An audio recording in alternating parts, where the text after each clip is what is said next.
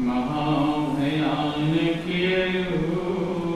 कठिन भवसागरे गंभीर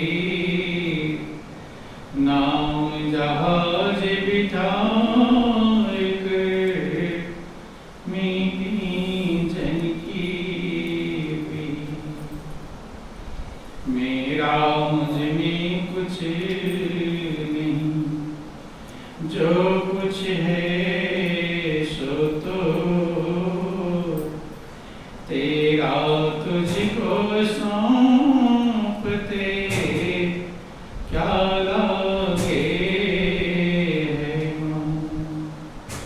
बोलिए प्रेम से गुरुदेव महाराज की जय, सच्चिदानंद भगवान की जय, गुरु वृंदावन बिहारी लाल की जय। बहुत ही सौभाग्य का समय है कि उस महाप्रभु की असीम दया दृष्टि से हम सभी लोगों को ये सत्संग का परम पावन अवसर मिला है। वास्तव में ये उस परमात्मा की बहुत बड़ी दया है, बहुत बड़ी कृपा कहलाती है, क्योंकि सत्संग ही वह साधन है जो मनुष्य को जीना सिखाता है।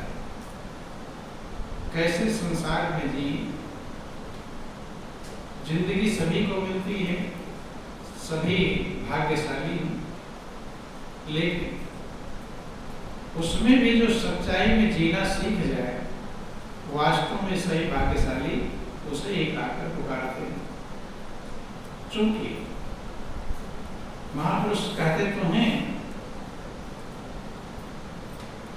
कि बड़े भाग्य से मनुष्य का जीवन मिला है, लेकिन कोई भी चीज मिल जाए अगर उसका हम सदुपयोग करना नहीं जानते हैं तो मिलने के बाद भी उसका लाभ मिलने वाला नहीं।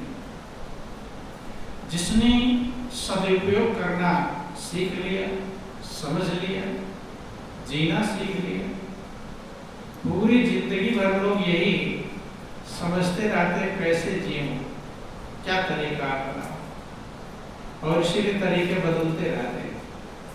आज एक तरीका अपनाते हैं तो सही नहीं लगता, सोचता है इसमें फेल हो रहे हैं, अब दूसरा तरीका अपना, फिर उसे बदल देते हैं, फिर बदलते, यहाँ तक कि बूढ़े भी हो जाते हैं तो भी अभी तरीका समझ में आता नहीं। इसीलिए ये जिंदगी भाग्यशाली जरूर है, लेकिन जिंदगी की कीमत बहुत कम लोग समझ पाए, और समझने के लिए एक ही फार्मूला महापुरुषों ने बतलाया, और वो फार्मूला क्या है? वो फार्मूला है इस जिंदगी को जीने के लिए मन ही आपका सच्चा मित्र बन सकता है, वो मन ही सच्चा शत्रु बन सकता है, दोनों।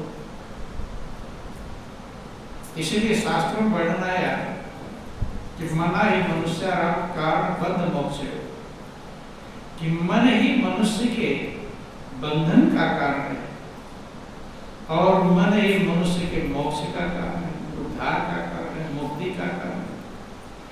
मन ही आपको चाहे तो आनंद के भंडार में पहुंचा दे, और मन चाहे बंधन में पहुंचा दे। ये कौन करने वाला है? मन। और आप लोग प्रैक्टिकल, ये जरूरी नहीं कि शास्त्र जो कह रहे हैं वही मान लो, प्रैक्टिकली अपनी बात समझने का प्रयास करो। जैसा आपका मन रहता है वैसे आप खुश और दुख प्राप्त करते हैं। मन अगर खुशी की बात पे विचार कर रहा है तो आपका मन प्रसन्न रहा, आप खुश रहते हैं, और मन बेचैनी वाली बात में जा रहा है तो ये प्रैक्टिकल जो महापुरुष कहते हैं, क्योंकि महापुरुष जो कहते हैं वो प्रैक्टिकल करके कहते हैं, पहले प्रैक्टिकल कर लेते हैं तब उस बात को कहते हैं। तो जो शास्त्रों में वर्णन आया कि मन ही बंधन का कारण है और मन ही मोक्ष का कारण। बंधन माने दुख और मोक्ष माने मुक्ति, माने आनंद, फ्रीनेस, स्वतंत्रता। तो मन ही कारण है, इसलिए सभी लोगों ने अपने अपने मन को सही करने के लिए समझाया। किसको सही करने के लिए? मन। चूंकि जब यही सब कुछ है, महापुरुष यहाँ तक समझाते हैं कि मन के हारे हार है और मन के जीते जीत, कहीं कबीर हरि पाइए मन ही के प्रतीत। मन के हारे हार। अगर आपका मन हार गया तो आप हार ही जाएंगे। क्या हो जाएगा? हार जाएगा।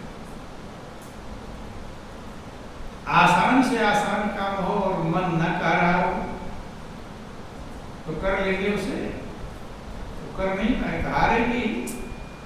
और कठिन से कठिन काम हो और मन तैयार हो जाए तो कर डालेंगे। तो कराया किसने? मन ने। मन ने ही हार करवाया और मन ने ही जीत करवाया। कहाँ कहाँ लोग पहाड़ों पर चढ़ जाते हैं, क्या क्या काम कर देते हैं। ये सब काम किसका था? मन का। मन दृढ़ निश्चयी बन जाता है तो कठिन से कठिन। आधी रात को लोग नहीं देखते, कांटे पर चले जाते हैं, पता नहीं चलता। कौन तैयार रहता है? जब मन तैयार रहता है। मन तैयार हो जाए तो आपके पास सब कुछ मौजूद है, और मन अगर हार की दिशा में चला जाए तो आप सब कुछ होते हुए बेकार। इसलिए यही एक साधन है, और ये मन पकड़ में आता नहीं, ये पकड़ में आता नहीं। ये चंचल है, ये चलायमान है। कि चंचल मन निस्दिन भटकत है, और भटकत है भटकावत है, जिन मरकट तर ऊपर चढ़कर डाल डाल पर लटकत है। बंदर होता है ना, कभी इस डाल पर लटका है, उछल दूसरी डाल। कहते हैं कि ये भटकता भी है और भटकाता भी है, और यही सबको बेचैन किए हुए। और ये चलायमान है, चंचल है, गतिशील है। कुछ लोगों ने मन को मारने का प्रयास किया। क्या किया? मन को मारना, कि मैं मन को मार डालूंगा, हरा दूंगा। तो जिन्होंने मन को मारने का प्रयास किया वो तो मर गए, लेकिन मन नहीं मरा, क्योंकि वो मरता नहीं है, वो साथ ही रहता, मरेगा कैसे? इसलिए महापुरुष कहते हैं मन को मारना नहीं है, मन को सही दिशा में लगाना है। तो आपका मित्र बन जाएगा। क्या बन जाएगा? मित्र, अगर वो सही दिशा है। इसलिए महापुरुष कहते हैं मन की निगरानी करना आवश्यक होता है। क्या करना होता है? निरीक्षण। ये मन जा किधर रहा है? जैसे बच्चा होता है ना, तो बच्चा कभी इधर कभी उधर कभी उधर जाता है, तो क्या करोगे? बच्चे को बांध दोगे। बांधेंगे तो सीख भी नहीं पाएंगे। इसलिए क्या करते हैं? बच्चे को निगरानी रखते हैं कि कहीं आग में न चला जाए, कहीं इधर न चला जाए। तो निगरानी कैसे करेंगे मन को? तो महापुरुष कहते हैं मन की निगरानी के लिए महापुरुषों की वाणी है। क्या है? महापुरुषों की वाणी। ये सत्संग को सबसे महापुरुषों ने सत्संग पर सबसे ज्यादा जोर क्यों दिया? सत्संग इसीलिए दिया कि ये महापुरुषों की वाणी है। क्या है? महापुरुषों की वाणी। महापुरुष आए, राम आए, कृष्ण आए, वे भी सत्संग पर जोर देते। इस पर भगवान राम के यहाँ गुरु वशिष्ठ थे, प्रतिदिन सत्संग होता था, नियमित। रामायण में लिखा गया कि वेद पुराण वशिष्ठ बखाने, सुने राम जब तक सब जाने। यद्यप राम जानते हैं, लेकिन उन बातों को गौर पूर्वक सुनते हैं। और सत्संग में लोग हैं, एक कहानी अगर कभी सुन रखा है और फिर दोबारा वही कहानी सुनानी शुरू हो गई तो ध्यान से सुनेंगे, सोचेंगे हम तो सुने ही है कहानी, लेकिन बार बार उसमें नयापन मिलेगा। महापुरुषों की बाणी में हर बात में कुछ ना कुछ नया मिलता है। वही रामचरितमानस एक बार पढ़ोगे कुछ और मिलेगा, दोबारा पढ़ोगे कुछ और मिलेगा। तो इसलिए महापुरुषों की बाणी से अपने मन को मिलान करते रहना चाहिए। जैसे पहले आप सुनते थे, पहले घड़ी को मिलाने के लिए रेडियो हुआ करता था। क्या था? रेडियो। आज तो टीवी तमाम सारी बात, मोबाइल है, आज तो कोई दिक्कत नहीं है घड़ी मिलाने। लेकिन पहले सिर्फ रेडियो था। जैसे रेडियो पे टू टू करके आवाज आती थी तो लोग अपनी घड़ी पर ध्यान देते थे। इसलिए कि मेरी घड़ी सही है कि नहीं, क्योंकि रेडियो की टाइम जो वो सही है और घड़ी का टाइम दाएं बाएं होगा, ऐसे समझना। ऐसे जो सत्संग है, महापुरुषों की बाणी है, वो रेडियो है। क्या है वो? रेडियो। और मन क्या है? ये घात की घड़ी है। इस मन को महापुरुषों की बाणी से मिलाना ये जीवन की कीमत है। महापुरुष जो कहते हैं उसके अनुसार चल रहा है कि नहीं चल रहा है? अगर नहीं चल रहा है तो चलाने का प्रयास करो, ले जाओ उधर, घड़ी को मिलाते हैं। और घड़ी सही रहेगी तब आप सही चलोगे। और घड़ी अगर सही ना हो तो आपको 10 बजे कहीं जाना है और घड़ी अभी 8 बजे टाइम बता रहा है, तो 2 घंटा लेट पहुंचेंगे, काम खत्म हो जाएगा। घड़ी सही है तब आप सही पहुंचेंगे। ऐसे मन सही होगा तब आप सही चल पाएंगे, आपकी दिशा सही चल पाएगी। इसीलिए 7 पुराण वेद हैं। महापुरुष जब तक रहते हैं अपने बाणी द्वारा लोगों को सद्मार्ग का निर्देशन करते रहते हैं। जाने लगते हैं, 7 पुराण वेद लेकर चले जाते हैं ताकि लोग पढ़कर, सुनकर, समझकर अपने मन को सही करने का प्रयास करें। तो जिन लोगों ने महापुरुषों की बाणी के अनुसार अपने मन को मिलाने का प्रयास किया, वही मंजिल पाए हैं। और जो जिनका मन कहीं और चल रहा है और बाणी कुछ और कह रही है, वही मंजिल को प्राप्त, क्योंकि महापुरुषों की बाणी फार्मूला है, फार्मूले से तो सवाल हल होता है। ऐसे जब महापुरुषों की बाणी के अनुसार हम चलते हैं तब अपनी मंजिल को प्राप्त कर लेते हैं। यहां तक महापुरुषों ने कहा कि महापुरुषों की बाणी को बिना विचार के ही वेद पुराण संत की बाणी बिना विचार करिए भल जाने। कहते बिना कुछ उसमें विचार की आवश्यकता नहीं। उन्होंने जो बाणी कहा विचार करके कहा, पहले विचार कर लिया और आपकी बुद्धि इतनी योग्य नहीं कि हिसाब किताब लगा लो सही है कि नहीं सही। इसीलिए बुद्धि वाले फेल हो जाते हैं। जितने भी बुद्धि वाले हैं, बड़े बड़े वैज्ञानिक है, बड़े बड़े इंजीनियर है, डॉक्टर है, योग्य बुद्धि वाले हैं, लेकिन वो भक्ति में फेल हो जाते हैं। क्या जाते हैं? क्योंकि बुद्धि का काम नहीं होता, हृदय का काम होता है। 2 तल पर लोग जीते हैं। बुद्धि के तल पर जीने वाले अशांत रहेंगे, बेचैन रहेंगे, चिंतित रहेंगे, टेंशन में रहेंगे। क्यों? क्योंकि बुद्धि हिसाब किताब वाली है। क्या है? हिसाब किताब, हर बातों में हिसाब किताब करेगी। और प्रेम में हिसाब किताब होता नहीं। क्या है? भक्ति जिसे कहते हैं, जिसे प्रेम कहते हैं, जिसे भक्ति कहते हैं, उसमें हिसाब किताब नहीं होता।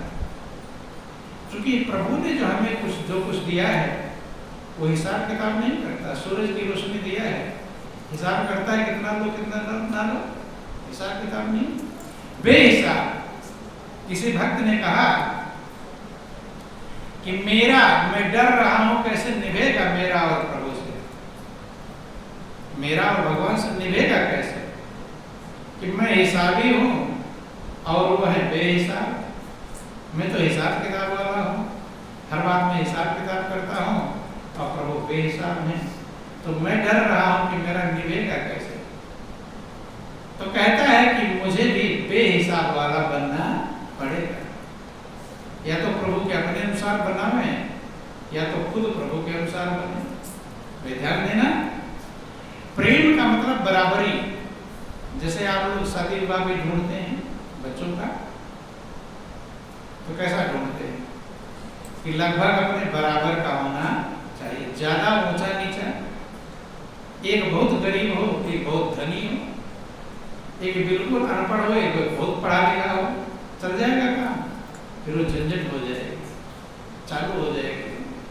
अब आप गरीब हैं, अपने लड़के की शादी कर लो, बहुत धनी लड़की के है, धनी की लड़की आ गई, स्टैंडर्ड था मेरा, तुम्हारे पास कोई व्यवस्था नहीं है, फिर वो हर चीज स्टैंडर्ड मांगेगी, फिर दिक्कत हो जाएगी, झंझट हो जाएगी। तो इसीलिए बुजुर्ग लोग कहा करते हैं शादी अपने बराबर की करनी चाहिए, हर काम बराबर, मित्रता भी बराबर का होना चाहिए, प्रेम भी बराबर का होना चाहिए।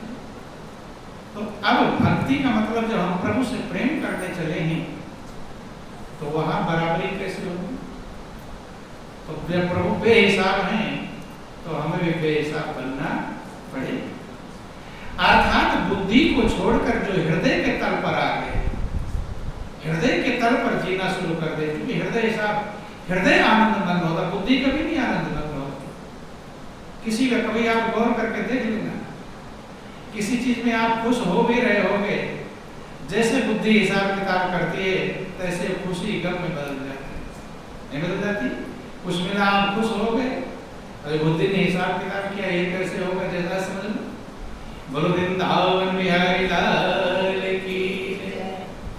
जैसे वेतन मिलता है तो वेतन पाकर मगन होकर, ढेर सारा रुपया मिला, मगन होकर आ गए घर। लेकिन बुद्धि क्या कहती है? बुद्धि कहती है उसका उसे देना है, इतना ये काम करना है, इतना ये काम करना है। तो जो खुश हुआ था वो क्या हो जाएगा? वो बेचैन, जैसे हिसाब किताब हुआ तैसे बेचैनी चालू हो जाएगी। तो इसलिए महापुरुष कहते हैं ये जो मन है हिसाब किताब वाला है, उसे बेहिसाब किताब वाला बना। और वो कब बनेगा? वो मात्र गुरु चरणों में बन पाता है, और कहीं बनने का कोई तरीका, एक ही तरीका है, गुरु चरण। यही कारण रामायण में लिखा, गुरु बिन भवनिधि तरे न कोई, जो बिरंच शंकर सम। गुरु के बिना कोई भवसागर पार नहीं हो सकता, चाहे कोई ब्रह्मा के समान बन जाए और शंकर के समान बन जाए। बुद्धि बिना नहीं कहा, इन्हें का बुद्धि बिना भवनिधि तरे न कोई। बुद्धि नहीं होगी तो भवसागर पार नहीं होगा, वो कहा गया है? बुद्धि की जरूरत ही, वो तो झंझट है। धन बिना भवनिधि तरे न कोई, धन के बिना नहीं कहा। परिवार पुत्र बिना भवनिधि तरे न कोई है। जिनमें लोग लगे हुए हैं रात दिन शांति पाने के लिए, दुखों खत्म करने के लिए, एक बात कहेगी, गुरु बिन भवनिधि तरे न कोई। क्योंकि गुरु महाराज जी बुद्धि के तल को हटाकर हृदय के तल पर लाते हैं। क्या करते हैं?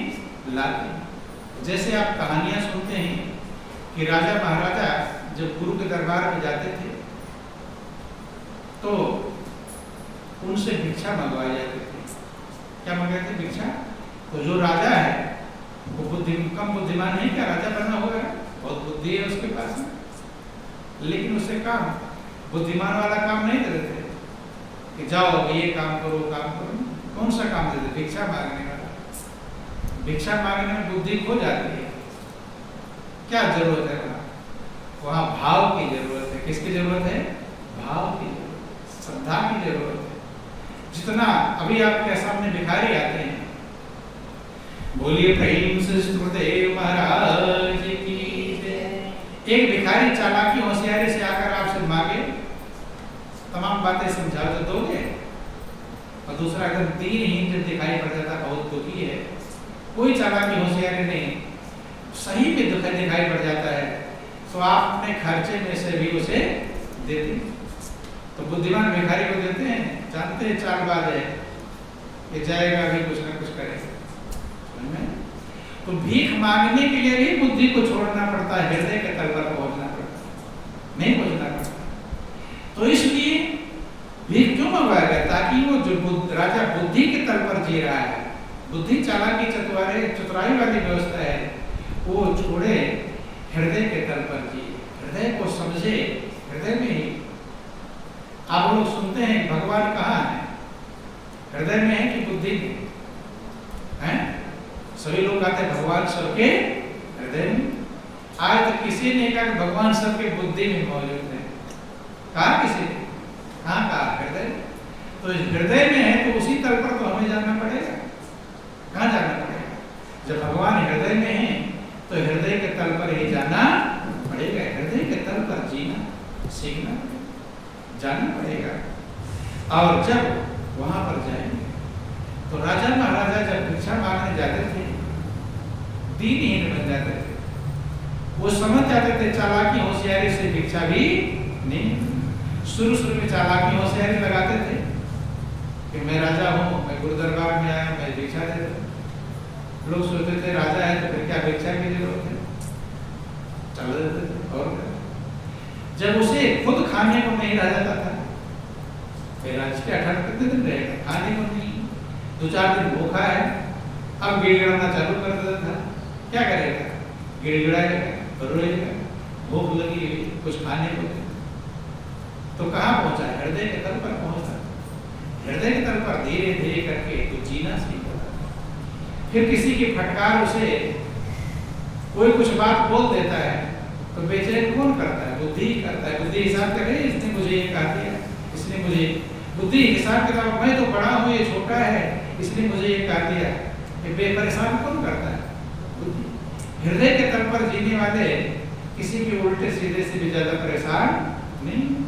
हृदय के पास हिसाब किताब ही नहीं। हृदय तो प्रभु के प्रेम में मगन है, हिसाब किताब कौन करेगा? हिसाब किताब करेगा तो टाइम वेस्ट होगा उसमें।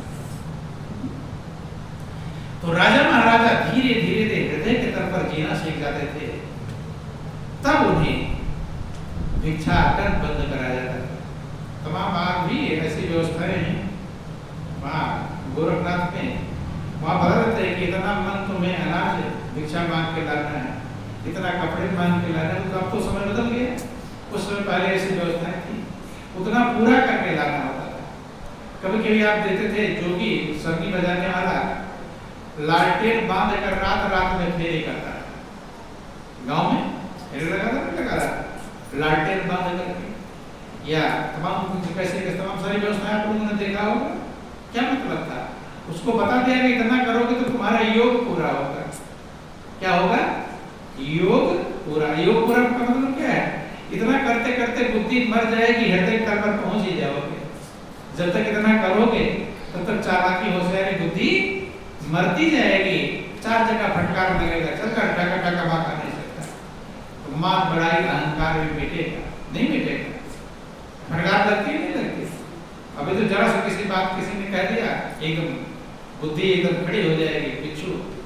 बिच्छू होता है ना, बिच्छू को जरा छू तो यूं खड़ा हो जाता है, सीधा डंक लेकर खड़ा हो जाता है। ऐसे जरा से किसी ने कुछ कह दिया तो बिच्छू के डंक की तरह बुद्धि खड़ी हो जाती है एकदम। अरे मुझको कह दिया, मैं कितना योग्य हूँ, ये छोटा है, हिसाब किताब चालू हो जाए। ये महापुरुष कहते हैं ये मनुष्य की बेचैनी है। आप कुछ भी नहीं हो, जो सोच रहे मैं बड़ा हूँ, मैं छोटा हूँ, मैं ये हूँ, वो कुछ भी नहीं। अभी सांस निकल जाए है मिट्टी हो, लेकिन सोच लिया है कि मैं ये हूँ, मैं वो हूँ, ये बोल रिया ज्ञान का है, कुछ भी नहीं। महापुरुष कहते हैं कि जब अपने आप को मिटा देता है, कि मिटा दे अपने हस्ती को, अगर कुछ मर्तबा चाहे कि दाना खाक मिलकर बोले गुलजार, तो इसलिए कहते हैं कि हृदय के तल पर हमें जीना, हृदय ही आनंदमंद कर पाएगा, बुद्धि नहीं कर पाएगा। आज लोग बेचैन क्यों हैं? आज ज्यादा बुद्धि के तल पर जीने वाले लोग हो गए, सब हिसाब किताब में जी रहे हैं। इसके पास ऐसी बिल्डिंग बन गई, मेरे पास बिल्डिंग है, इसके पास ये कार है, मेरे पास वो कार, इसके पास ये, मेरे पास। हिसाब किताब में ये इस पद पर है, इसके पास इतना पैसा, मेरे पास। जितना हिसाब किताब बुद्धि के तल पर बढ़ेंगे आगे, उतना ये बेचैनी। लोग आए दिन हम सुनते हैं कि वो उसने फांसी का बंधन लगा लिया तो वो लटक गया, तो वो मर गया। तो रोज आप लोग भी सुनते रहते, क्यों? ये बुद्धि के तल पर जरा सा बर्दाश्त नहीं, बर्दाश्त की क्षमता नहीं है, बुद्धि के अंदर सहन की क्षमता नहीं है, और हृदय के अंदर सहन शक्ति है, सहने की क्षमता है, धैर्य है, साहस है। जो सब गुण है, अच्छे गुण है, वो हृदय में है, और बुद्धि में अवगुण है। क्या है? अवगुण, दुर्गुण है। वो जरा सा सह नहीं सकता, बर्दाश्त करने सारे गुण हृदय में हैं, और हृदय में हम जब पहुंचेंगे तभी तो गुण हमारे अंदर आएंगे, और रहेंगे बुद्धि में तो हृदय वाले गुण नहीं मिल पाएंगे। इसलिए महापुरुष कहते हैं, तमाम कहानियां सत्संग में आप यही तो सुनते रहते हैं। गुरु नानक का सुनते हैं कि नानक के बड़े योग्य शिष्य थे, बाला और मर्दाना। आप छोटी कक्षाओं में पढ़ते भी होंगे, गुरु नानक के बहुत बड़े योग्य शिष्य थे। क्या थे? बाला और मर्दाना। साथ साथ रहते थे, साथ साथ सेवा करते थे, अच्छे गवैया गाना बजाना जानते थे, भजन कीर्तन करना जानते थे, साथ रहते थे। तो गुरु नानक ने विचार किया कि अब गुरु गद्दी का अधिकारी किसे बनाओ। तो इसके लिए उन्होंने टेस्ट लिया। क्या लिया? टेस्ट। और टेस्ट क्या लिया? सोने का कटोरा था, गंदगी जहां थी, गंदगी का गड्ढा था, और उसमें उन्होंने डाल दिया। तो बुलाते ही उनके दो बेटे भी थे गुरु नानक के, श्रीचंद और लक्ष्मीचंद नाम के। देखो ध्यान देना, बोलो वृंदावन बिहारी लाल की। तो बेटों को बुलाया कि बेटा, दोनों बेटों को बुलाया कि मैं जा रहा था, वो हाथ से सोने का कटोरा रपट गया, तो इस गंदगी के गड्ढे में गिर गया, भरा हुआ था। बेटों ने कहा कि पिताजी आपको चिंता करने की क्या बात है, अपने तो इतने बड़े बड़े राजा महाराजा शिष्य हैं, अभी एक को कहूँगा, एक कटोरा को कहूँगा तो 4 कटोरा आ जाए, बताइए अभी लाते हैं। तो उन्होंने कहा चलो रहने तो कोई बात नहीं। उनके भाव को देख लिया, क्या बात। बाला मर्दाना को बुलाया। बाला मर्दाना से कहते तो महाराज जी आप चिंता मत करो, बस हम जा रहे हैं, ला रहे हैं, उससे और अच्छा कटोरा कहाँ से लाएंगे, राजा महाराजा भक्त हैं, तो सुनेंगे तो दे देंगे। उन्होंने कहा रहने तो कोई जरूरत नहीं, गिर गया। अब लोग क्या जाने इसके पीछे क्या राज छिपा हुआ है। लोग अपनी होशियारी में रहते हैं, हर बात में राज होता है। क्या होता है? राज। तो उनके दरबार में एक रसोई बनाने वाला, जो खाना बनाने वाला, लैला नाम का था, लैला रसोईया, वो सबकी सेवा करता, खाना पीना बनाता। तो जो ये सब काम करते हैं लोग उसे कैसा समझते हैं? होशियार है, कम होशियार? क्या समझते हैं? कम होशियार है, ये सब ज्ञान गुजरा इसलिए करा सकता, चल पानी दे दे, कोई कुछ हाँ। सुनते हैं कि छोटी सेवा ही महान बनाती है, लेकिन जिंदगी बीत जाती है, छोटी सेवा लोग मोड़ नहीं पाते, बड़ी सेवा सेवा के लिए भी। सेवा किस लिए है? ताकि आपका मान मर्दन हो, अहंकार मिटे। बड़ी सेवा तो और अहंकार लाएगी, हम होशियार इसलिए बड़ी वाली सेवा करेंगे। छोटी सेवा अहंकार को मिटाएगी, छोटा बनाएगी, छोटा बनाएगा। और वही तो है, अहंकार ही तो खड़ा है बिच्छू के डंक की तरह, वो बैठने नहीं देता है। तो उससे कहा कि बेटा ये सोने का कटोरा इसमें फिसल कर गिर गया। जो रसोईया है, पढ़ा लिखा नहीं, अनपढ़ है, न गाना बजाना जानता, न और कुछ जानता, लेकिन कौन से तल पर देता है? हृदय के तल पर। वो खुश होता है कि मैं भोजन बना रहा हूं तो लोग इतना मीठा बनाऊं कि लोग खुश हो जाए, खाकर तृप्त हो जाए। हृदय के तल पर दे रहा है। किसके तल पर? मीठा से मीठा, स्वादिष्ट स्वादिष्ट भोजन बनाने का प्रयास करता, रात रात मेहनत करता, दिन दिन मेहनत करता। इसलिए नहीं कि मुझे भोजन की सेवा मिल गई, लाओ बना दो उल्टा सीधा, नहीं। मिठास बनाने वाले के भाव में होती है। देखो भाव का आपको समझाते हैं। जैसे आप लोग छोटे बच्चे रहे होंगे तो आप लोगों को अपनी नानी माँ के, नानी के हाथ का भोजन मीठा लगता था, नहीं लगता? या अपनी माँ का बनाया हुआ भोजन भी मीठा लगता होगा, नानी का भी मीठा लगता है और माँ का भी। क्योंकि नानी अपने बेटी के बच्चे को बहुत प्रेम करती है। बेटे के बच्चे को हो सकता है उतना प्रेम ना करे,